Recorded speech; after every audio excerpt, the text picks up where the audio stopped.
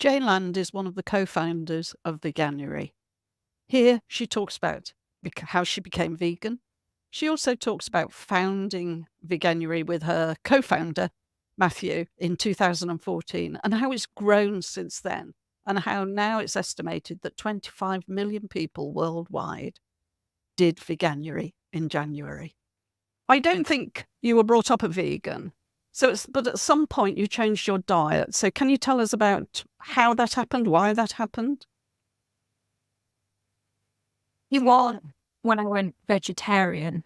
I think, like a lot of people who made that switch, the story and the context started a long time before the actual moment of that identity change. And so for me, I'd always had that affinity with animals when I was younger, whether it was the cats and dogs that I grew up with or the guinea pigs and the rabbits. I was surrounded by them.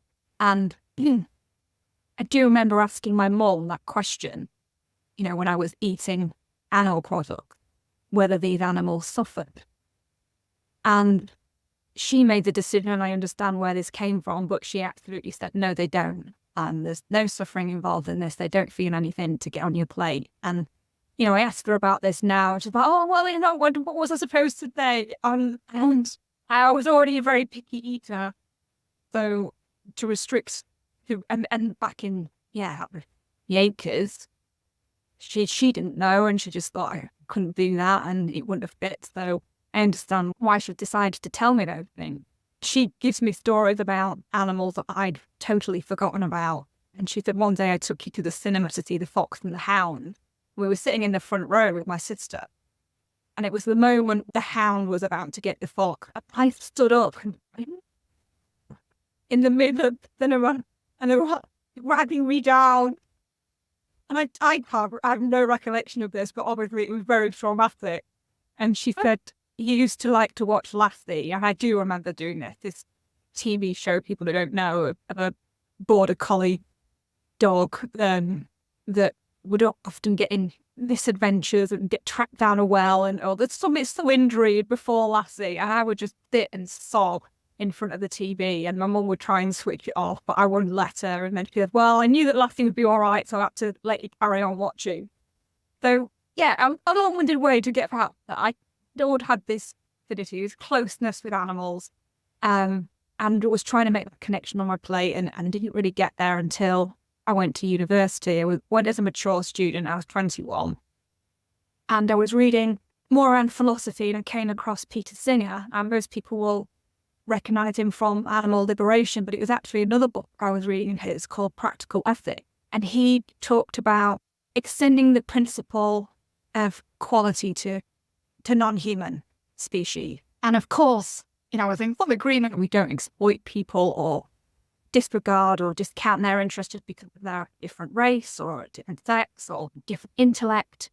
And he was continuing that to another species, which I'd never really considered before. So he'd said, there's no moral justification for not taking that suffering into consideration. Yeah, totally agreed with him. And I was in a position where I could choose what I wanted to eat. I was afforded to put food in my fridge. Even though I was a student, I still had that freedom to pick my own meal. So in agreement with everything he was saying, I just got to go vegetarian. It's the logical solution here. And so I did. And at that point, did get family and friends on board. And vegetarianism was still quite mainstream then, so it wasn't a massive deal. It wasn't happened 10 years later when I went vegan, where that was a little bit more of a moment where people were concerned for my health and what is this thing, less awareness around it. And I get that, because I remember being at university and I'd been vegetarian, and I'd been a very active vegetarian as well, and with campaigning about issues on campus. And I remember this cringe now thinking about it. I remember this guy sitting next to me, and I was talking about being vegetarian, and he said, oh, I'm vegan. And I kind of screwed my face up. I was like, well, what do you eat? course now, 12 years being vegan and answering questions so many times. But he was very polite and gave me a very good answer. And he said, yeah, student staple of jacket potato and bean, it is fine for you. Yes, veganism didn't click for me until, as I say, about 10 years after this. There was much more information online. I actually came across the organisation called Viva, and Juliet Gallatley is one of the pioneering vegan organisations together with the Vegan Society. And I stumbled across their undercover investigations into the egg and dairy industry. Certainly others, no idea what happened to the male chicks, what happened to the male calves as non-profitable entities in these industries, and the horrendous things that happened to them. And thought, well, that fits with, a bit of the logical thinking that Peter Singer was talking about. Surely got to extend it to these other animals, because dairy industry is the meat industry, and same with the eggs. But I was living in Grimsby, and as you know, that part of the world, Jane, it's not very vegetarian friendly, let alone vegan friendly. I knew one other vegetarian, no other vegan, and felt very alone in making that decision and having no guidance. And that's when I met Matthew. So fortuitous timing, was having all these thoughts, started trying some plant milks, but hadn't fully committed to going vegan. And I met him, and he was already vegan, had been vegan for just over a year. And as everybody knows, when you're doing it with somebody else, it was so much easier. He just said, look, I go out to eat, this is what you can order from the menus. You can put together a dish if there isn't anything there. And these are the kind of meals I cook. Talk about B12 on all those issues, and it just made it very much easier to make that switch over. Right. So that was what, 10 years ago? Yes. 12 years ago. 12 years ago. Yeah. Vegan. And out of that came Veganuary, because you and Matthew are the co-founders of Veganuary. So tell us about how that happened. Then the movement and wanting to change the world for animals, how that I've looked previously is that I'd done leafleting on university campuses. We'd both been on demonstrations together. I'd hold the placards, I'd walk down and down the streets. And I did school talks. As part of Viva, I went in and did cooking demonstration and talking to schools, and just never felt like A, we were reaching enough people with the message, and B, didn't really know the impact we were having. Because you just leave those situations and you never find out, that seed you planted, if it develops or not. So we wanted to do something bigger, more tangible. And as part of the many conversations that we had around this, Matthew brought up the concept of November. He'd previously taken part, grown a moustache for the month of November. And we really liked that concept of having a named month. It bolsters interest, it creates buzz, it creates excitement, and people can really get on board doing it together. There's really that encouragement and solidarity aspect to it. So we thought, well, how can we use that for veganism? And so we'll create a vegan month, and logically, in the UK, there's going to be January, New Year's resolutions, people making lifestyle changes, maybe, eating too much at Christmas and thinking about health. So Vegan January became Veganuary. And nobody had to grow a mustache. I don't know who said this first, but somebody said the hardest thing about going vegan or trying vegan in January is pronouncing Veganuary correctly.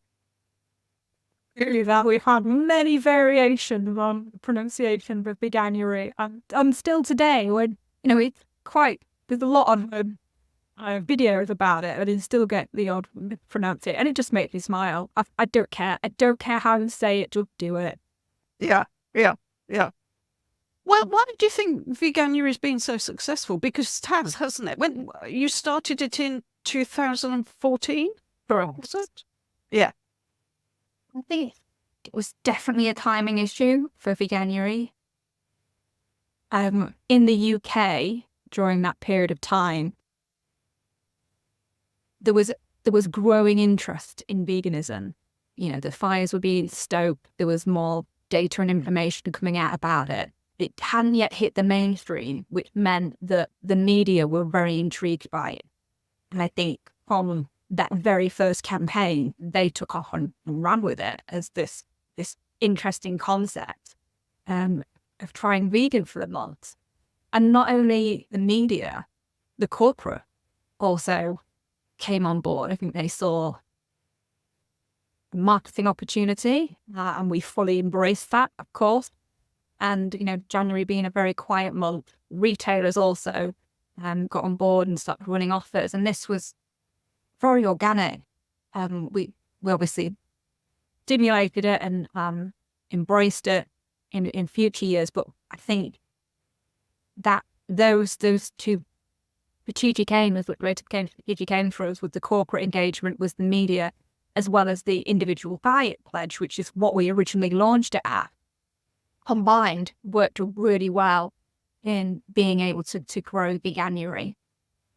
And then as the years went on, we managed to get more celebrity and influencer support, which again just bolstered people's interest and really helped bring it into the mainstream. And now, it's been mentioned on really cultural, significant programs like Coronation Street in EastEnders and Gavin and Stage the Christmas special. Yeah, it's quite surreal how big it's grown, and what we're trying to do. And we're doing. Well, the team that are in place now at Veganuary, we've got an amazing CEO, a senior management team. They are replicating the success that we've had in the UK internationally. So we're now running strong campaigns in 16 other countries, or in 6 of the 7 continents, and 25 million people took part last year, according to the YouGov surveys that we use. So it's phenomenal. You can't have ever thought it was going to grow like that when you first started it, did you? Or did you? Did you have an inkling that it might get really big? Anybody who also knows Matthew will, I feel confident answering for, and people are like, what? It's not as big as I wanted it to be yet. And whereas I was more the cautiously pessimist, but my expectations are always more rounded, probably. I don't know if that's the right word. But I think it was a great mix of that. And Matthew just got this vision, with going big or going low, and me trying to do the planning in the background, thinking, okay, I believe in this, got this initial concept that worked, and the pilot project in 2014, we just need the funding. Now, off the ground, because initially we'd used our savings, and they ran out pretty quickly when you're hiring staff and building websites and creating a fancy brand, because again, Matthew just wanted to go all out. There's going to be no quick heart involved here. It had to be big from the outset, and people did think it was a much bigger campaign than it was when we launched, because it looks so professional.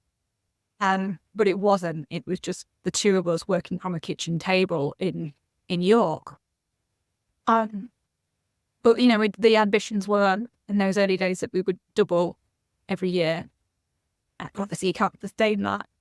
But we managed it for the first 4 years. From another study that we did, that 10 more people take part in Veganuary than actually sign up on our website. And I'm only going to get more as, there's more information and more things that people can sign up to. They're very reluctant to give you your email address, or it becomes such a recognised concept that people just take part and they don't know that there's a website and the resources there, so they're just doing it. So yeah, I think to get a more accurate impression of how many people are actually taking part, then the survey was the right thing to do. I've met a lot of people who've tried Veganuary and have said to me, when I've said, well, I'm a trustee for Veganuary, they go, what's Veganuary? They don't realise there's a really big organisation behind. Do they just think it's the vegan fairies working their magic? No, they're real. Yeah, they just think it's some concept that's just gone viral somehow. That seems to be what a lot of people I've talked to think. I in one sense, that's great that they're just thinking, yeah, it's here. But the other part is like the acknowledgement of all the work that has gone into the background, and all the blood, sweat, and tears that have gone into creating what it is today, and nobody's seeing that really. Yeah, yeah. Do you think we'll ever see a vegan world? Yes, I do. Whether that is in my lifetime, I'm less certain about. The reason I say yes so confidently is because I think with the amount of data that's coming out to the poor, vegan as a solution for sustainability, for health, for our treatment of animals, it seems the only logical solution to all of it. There was a good analogy, and I believe I might misquote, but I think it was Tom Reagan in one of his books on animal rights that likened it to a relay race. And I thought, very much agree with that, the baton's been passed to us from the early activists, that inventing the word vegan in the first place, and then, it's being passed to us and we're taking it on this next leg. And I think towards the end of my work in the movement, I will be passing that on rather than crossing the line and celebrating. Yeah, yeah. There's been a bit of a pushback, I think. Some people now want to talk about being plant-based rather than vegan. What's your feelings about that? It's a very hot topic, isn't it, in the vegan movement? So personally, I mean, I get the differences. I mean, veganism for me is very much an ethical stance, and a way of living. It is a philosophy, going to Peter Singer's work, and it extends much beyond your diet. So for me, as a vegan, I'm also conscious of products I'm using, the clothes that I'm wearing, the activity that I partake in. I would never go to a horse racing event with friends. Whereas plant-based is mostly focused on diet and around health. And sometimes it's not even 100%. So someone could say that they're plant-based and then still have some animal product. So it can be confusing in that regard. And sometimes things are labeled plant-based and they'll have animal products in it, which is even worse and more confusing. But and I also understand that, there has been some studies that show that, if we want to increase uptake and acceptance, then we should be using plant-based on products rather than vegan. Which doesn't sit well with me. I guess you've seen words demonized so much as soon as they gain traction in society. When I first thought the word feminist, I'd say I'm a feminist, but I also understand that the connotations and stereotypes that go along with that. And the same thing is happening to vegan. It was down to, it was inevitable, because we've got massive vested interests out to oppose the work that we're doing, and so they're not sitting down lightly anymore. I think they were in the initial days. I think they were very much ignoring us and poking fun, and weren't taking this seriously. And within the last few years, I think the meat industry has definitely got it back together in terms of, right, let's put money behind marketing, and we're really going out and after vegan. I'm more reticent opening with "I'm vegan" to people, because sometimes you see that shift in their face. Oh, that means she's just really awkward. Or they immediately get defensive, which was less so in the early days, when it seemed to be like, oh, right, okay. And there was more curiosity around rather than animosity. Yeah, yeah. I actually have a very different experience to you, and I think it's because I'm so much older than you, because I'm still a very in-your-face vegan. And I think because of my age, being in my 70s, there aren't a lot of people who are vegan in their 70s. And so it generates a huge amount of interest from people in a very positive way, regardless of their age. So, young people will be really positive about it.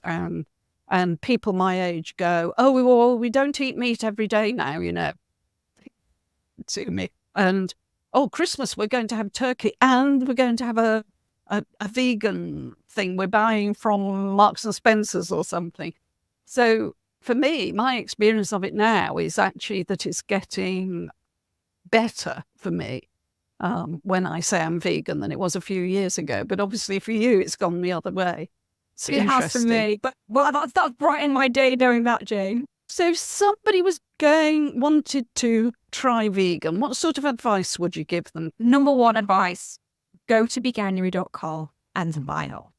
It doesn't matter what time of the year it is, the resources are always there. The pledge series is always available to people. It's free, it always will be free. We've no barriers for entry on people signing up and getting all those resources. There are loads of resources. Obviously, maybe you could dip in as much as you want, but it really helps with that planning stage. So I'd suggest if you're thinking about it, plan up now, get the resources and do the planning. All right, don't think, right, I'm starting this afternoon and you go to your fridge and you've got nothing in. You need to really think about what meals that you're going to have for that first week, and maybe trying some different plant milks, because there's so many on the market now.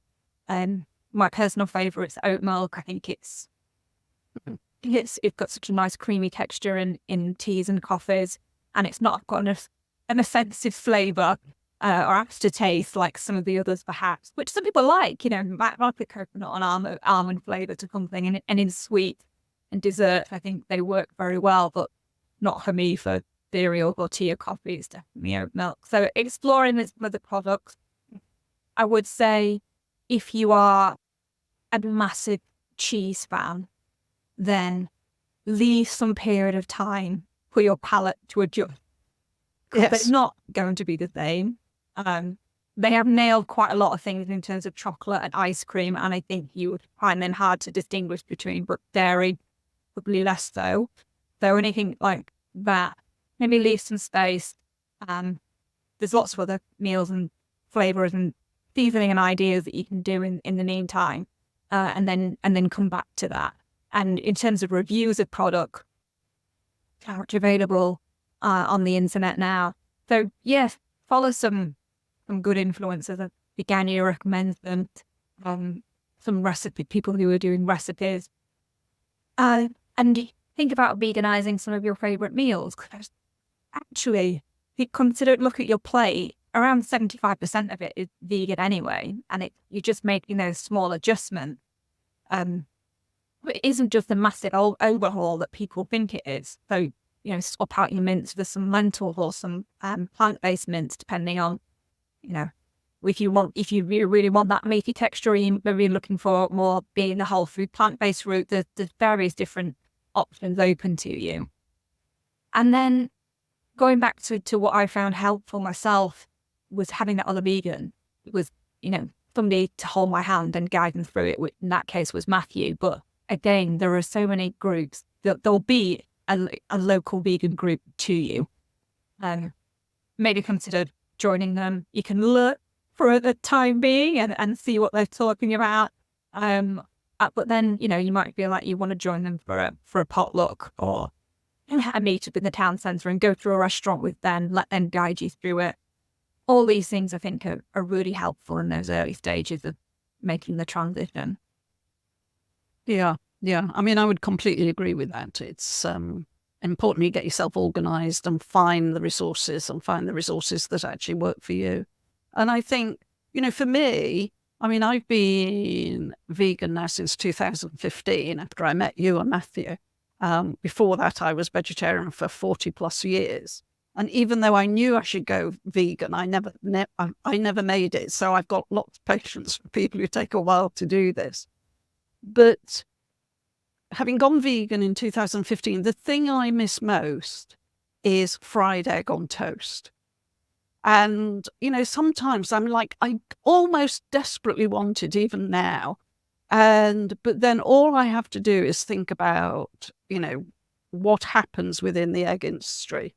And that is like, there's no comparison. This is no fight. My pleasure for, I don't know, for 5 minutes it takes me to eat a fried egg on toast doesn't compare with the misery and the dreadfulness of the egg industry. So I think, if you can when you waver, it's really important to try and hold on to why you're vegan, why that's important to you, and then those sort of weak moments pass.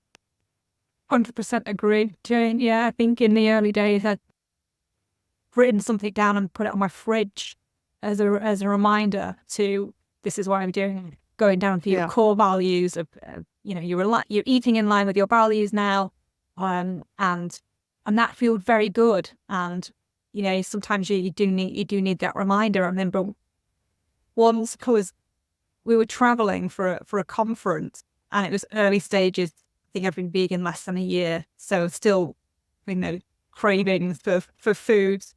And I had braces at the time, and you couldn't eat curry because it made my whole teeth would go yellow. Anyway, the vegan option on the plane was curry.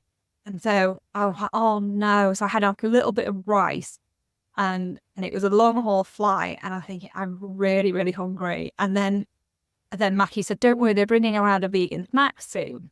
I mean, this is another thing about being prepared. I should have been more prepared for this flight, and I wasn't. But they brought around these vegan snacks, and it was a Mars bar. Not vegan at all. So I'm like holding on to Mars bar to my rumbling stomach. And that was at that point of thinking about a dairy cow and what she has to go through, and everything that we know hideous that happens in that industry. So I just, no thank you. She must ask it back. But yeah, as another tale, you should be prepared. Right? If you're traveling and you don't know if you're going to have access to vegan food like that, then just pack some flax. Yeah. I mean, I think in some ways we've painted quite a bleak picture, but I think you've also touched on about how when you're living your values are reducing suffering in the world, or however you want to frame it, there's a lot of joy and contentment in that. And also a lot of people really feel health benefits from becoming vegan. I've got interviews with people who've found their migraine, their endometriosis, their arthritis have all improved dramatically as a result of going vegan. So, there's a lot of joy to be had in being vegan. Absolutely. I wouldn't, when people ask me the question, well, is there anything that you miss, or what would you? And I was like, none of it. I wouldn't change any of it. This is who I am. This is what I believe in. As long as I can do it, I will do it. So within my family, even though I'm the only vegan, they're very supportive, and as a result, they've all drastically reduced their meat consumption, whether that's just eating with me or, having an influence. So my mum and my stepdad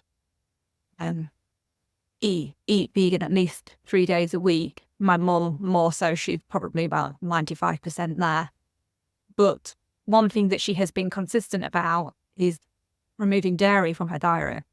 So she did that about 5 years ago now, on the suggestion that it might help clear up her psoriasis, which she'd suffered from since she was 30. And she tried all different treatments. She'd been to the Dead Sea and, all the salts and the lotions and the potions, you name it, she'd tried it, and she'd just given up. She just thought nothing's going to clear it. It just keeps popping. She just gets rid of it in one place, up it pops in another, until dairy. And so she stopped that. And she was really strict about it. And it took a while. So I don't know if any of your other guests have talked about the impact of dairy, but it doesn't seem to be immediate, especially for something like a skin condition. It really does seem to take some time to get it out your system. And so for her, it was about 6 to 9 months actually before it was slowly regressing. And then at one point she just said, you know what, I haven't got any new patches, and where they all gone. And it was more of a realization.